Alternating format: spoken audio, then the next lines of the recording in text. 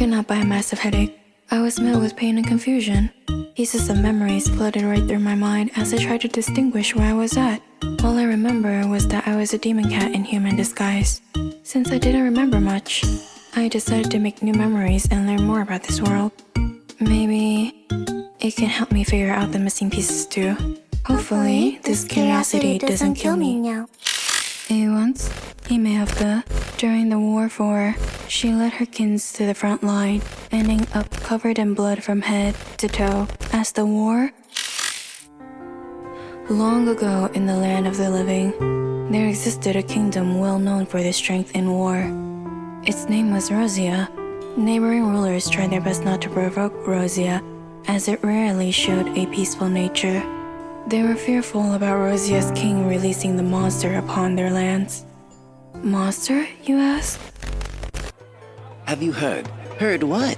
That kingdom's monster is dead. What? She's dead? Is that even possible? Yeah, I didn't think it would ever happen. But she's really dead. Wait. What are you two talking about? Who's dead? Wait, you don't know her? The monster? I've never heard of her. You must not be from around here then. Yes, brother. I just arrived to this land a few days ago. Oh, that's what I thought. All right, lad. Let older brother here tell you a little something that you should keep in mind. For a few decades now, there has been a kingdom in the north that dominated the lands. All other kingdoms that served them were flourishing, and things appeared to be very peaceful. However, we are talking about kingdoms here, not small countries or cities. And what do most kingdoms have? Greed? I think it's hard to have one kingdom controlling all the others. I doubt they are all willing. There's bound to be people that are power hungry. Exactly! That would make explaining this way easier. As you said, there were power-hungry people within the land. But these people weren't able to make any moves against the kingdom. Is it because of the monster that you mentioned? Brother, you have a smart head on your shoulders. Yes, the people are scared of the monster, raised by the king and queen. Just what is this monster? The monster has soft pink hair, clear sapphire blue eyes. She apparently is similar to catkins. The monster is known as the first princess of the kingdom, Himegimi SAKURA. What? The princess? Yes. Brother, will we not be arrested for treason against the princess? No, you're fine. Don't worry about it. Everyone calls her that. But of course, not right in front of her face. Although, I got to be honest, that strength of hers can land some praises. I doubt any girl would want to be called a monster. True. Back to the topic, lad. Actually, this monster isn't the blood-related daughter of the king and queen. Was she adopted? I know this part. I'll explain. It was supposed to be a normal day in the palace. Birds chirping, flying around the tall trees, and the elegant winds swaying the greenery. Right about now, the king and queen were cooling down in the inner palace, spending their afternoons peacefully after their respective morning meetings. However, this peace was soon interrupted by a gust of wind combined with scattering petals of soft pink. And soon, the scent of cherry blossoms spread throughout the whole palace. Report! Guards, let him in. All hail the king and queen! I have come to report the sudden changes in the palace forest. The green forest that was normal in the morning all of a sudden turned pink. Turned pink? Yes, your majesty. An enormous cherry blossom tree sprang up in the middle of the forest. There's also a glowing light near the bottom of the tree. We weren't able to approach the light any closer. There's a barrier around the tree. A barrier? Interesting.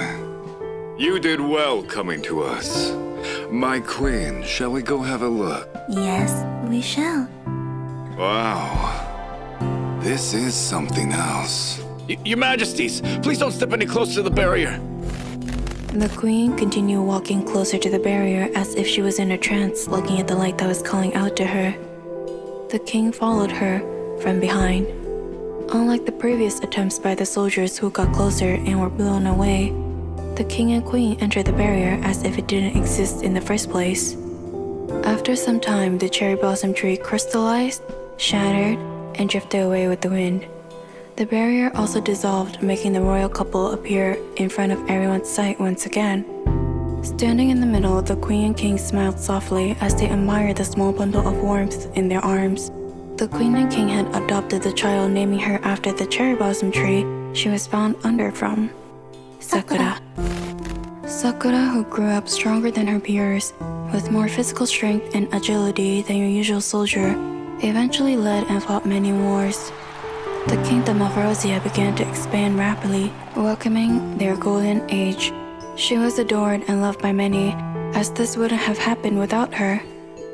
However, many feared her strength, though that strength is not something unacceptable due to Rozia's diversity in individual skills. In the end, that fear vanished in the darkness, knowing this was the very strength that protected everyone. One day, Sakura came back to the capital after a recent victory with a neighboring kingdom. She was looking forward to the cheers and celebratory parade like the previous victories. But to her dismay, they were met with silence. The capital was wrecked, overtaken by bloodshed, and outside on the entrance gate hung the heads of her older brothers. No. Something within Sakura started to break. Sakura mumbled as she whipped her head left and right, searching for the familiar figures, not bearing to stare into the blank void of her brother's soulless eyes any longer. Sakura gritted her teeth. She and the rest of her army rushed towards the palace to look for the king and queen. Arriving at the scene, the palace was a mess. This is a nightmare. This is a lie. What happened? With rage and sadness, Sakura marched on through the palace ruins, wishing and praying she could awaken from this nightmare. Still, after searching a while across the countless rooms and hallways, Sakura couldn't find her parents until a horrific scream from the throne room echoed throughout the palace. She ran quickly towards their voices and was met with an ordeal. Her parents were thrown in a cage, accompanied by monstrous beasts that were held back by the culprit with chains. It was obvious what would happen if Sakura moved an inch. Her loved ones would be mercilessly gnawed upon with no one to protect them. It would be too late. The culprit glared at Sakura for a while, then smiled. He wanted to see the so-called monster Rozia beg and plead in front of him. In the end, she was not a real princess, just a monster. A perfect pet for him. However, tools shouldn't have emotions. Sitting on the throne, he sneered at the princess. His eyes darkened as he stared and waited for his plans to unfold. It was obvious that Abrax wanted Sakura to hand herself. Body, soul, strength, and sign a binding soul contract in exchange for the lives of her parents. Sakura, no! Her mother screamed with a face full of tears. Mama! Sakura slightly moved and was immediately threatened. Rage was taking over, but Sakura stopped in her tracks. She couldn't bear to see her loved ones murdered in front of her. Sakura did as she was told, as her attempt to fight back was shot down. She couldn't risk any chances. As soon as the last few words of the soul-binding spell were slowly uttered through Sakura's gritted teeth, he let go of the chains in his hand that was holding the beast in place. He laughed manically, shaking and painting for air, happily enjoying the chorus of screams. Her parents were like a new toy for the beasts to enjoy. Her parents' screams echoed in her head as her own pounding heart rang in her ears. She tried. She really did. However, it was all in vain. They were torn apart. Blood, intestines. It was a mess that the beast full-on enjoyed. The light in her eyes faded and her veins protruded as anger took over. But at last, she was commanded to halt. Sakura couldn't vent her rage as bloodlust towards the beasts and the people who caused the ruin of her family and kingdom. Her voice wavered. The hell are you? What do you want?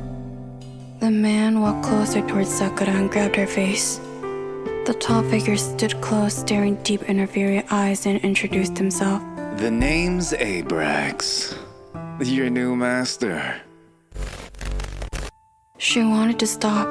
She didn't want to take the lives of the innocents, nor did she want any more blood on her hand. It was drowning her. She stopped responding. Sakura forced herself to disconnect her mind from her body. She stopped responding to Abrax's command, which infuriated him. He tried many methods to force her to respond to his words again, but it was all in vain. Sakura endured endless pain. The contract burned her internally for every command that was denied, and she was thrown into a deep, dark jail cell in the palace hidden interrogation room for the soldiers in Abrax's physical torment sessions for stress relieving. She was stabbed in her left eye. Her tongue was chopped off. Her left cat ear was later chopped off too, along with other body parts. A never-ending cycle of stabbing and healing of her body continued, letting her live through the constant pain. Slowly, she was engulfed by the shadows. Why did it end up like this? A sudden male voice spoke out from the shadow. She slowly lifted up her right pupil after a long moment of silence, as she did not have the strength to lift her head. The person slowly lifted up his hand and petted her dirty and greasy head. He then cut his finger and dropped his blood into her left eye, which was dull and lifeless due to the stab injury that left the eye blind. All of a sudden, a pang of pain surged throughout her whole body. The pain was intense. It was like a fire burning every fiber of her body. The pain then was concentrated on her head. Black and red flames started to enter and engulf her body. It was the soul of the kingdom's people that willingly sacrificed themselves. She can see again. She was healed completely. Although she can't see the changes herself, her left eye turned mysteriously red, like the blood he dripped into her. Her regrown left cat ear and her hair tips started to lighten and turn white and silver. She touched her head. Horns? She looked up at him. It was a tall, blurry figure due to the shadow covering his features. Save it. Your questions won't be answered. The time hasn't arrived yet. Although you'd probably be confused either way. This form of yours won't last long. I didn't expect this to happen. I thought this time you were going to be able to return with me back home. But turns out, you become more shattered than the world before this. I guess this dimension isn't the one then. Due to me letting you return to your original form earlier with my blood, this battered body won't be able to handle the power soon. However, you do still have enough time to get a little revenge on the culprit pig that made this shit go downhill. The shadow slowly left her body. She stood up, slowly, and teleported outside, hovering above the ruins and the dead. She ended everything, with the power inside her that was raging. Sakura took a shaky breath and looked down at her own hands. The shadow was right. She couldn't contain it. But at least, she was able to do what she wanted to, although it was all too late. She shattered into tiny crystal pieces. The crystal Sakura petals whirled around and gathered into the palm of the Shadow Man in the sky who oversaw it all. Hopefully, the next time we meet, things would go as planned. Our mother's gonna be so mad at me. He lifted his hand slowly towards the sky. The petals slowly disappeared. They were spread into various dimension portals, forcibly opened by him, where they can all cultivate and gather more energy. Once the energy reaches its highest point, the petals will gather in one place and slowly reform. A petal flew into a window and landed on a girl's head. The light slowly emerged from her body as snake-like chains continued to bind her mind and hollow body. The petal slipped inside, positioning itself at the location where the soul is normally supposed to be, and worked its magic. The girl's body slowly started glitching, and we could see the image of Sakura glitching in and out. All of a sudden, the light faded and the transformation paused. She remained in a human state. The crystal petal didn't have enough energy. It could only wait for the other petals to return and slowly bring back the power within. She woke up and was confused. Her memories were in a mess. New memories of the petal were confusing her and attempting to lock her transformation. Each night went by, and more petals started to gather with the lost powers and memories of the experiences Sakura had from her other dimensions. Emotions, relationships, interactions, everything was returning to its rightful place. Although some of these memories weren't something one would want to remember. This caused Sakura's distress and fast-changing mood swings. Once a decent amount of petals gathered, she unlocked her half-transformation with the help of Yukai and Dav, stabilizing the changes in her body and power. Cat ears, horns, pink hair, blue eyes. She was Sakura, the Hime of the Rozia kingdom. She found redoing. It was weird. A good type of weird. As the number of people watching her increased, the more stable she felt the balance was inside her. She also realized this VTubing world connected to other dimensions she saw in her dreams. She started reconnecting with the family she had in the dimensions she previously lived through and continued gathering energy and petals inside her as people watched. Yahoo! Thank you for the follow. Welcome to Hanami. Her heels clicking as she walked across the palace. What are people thinking these days? There's not enough space here anymore. Turns and looked at the mountain of paperwork around her. Raised her head as she sensed the immense joy of the black-red, burning souls floating around her. At least one of us is happy. It's time. Let's go meet our little Hime again. Grasped the shiny pink crystal hanging on her choker. The light shone brighter and brighter with red and black fire twisting around her feet.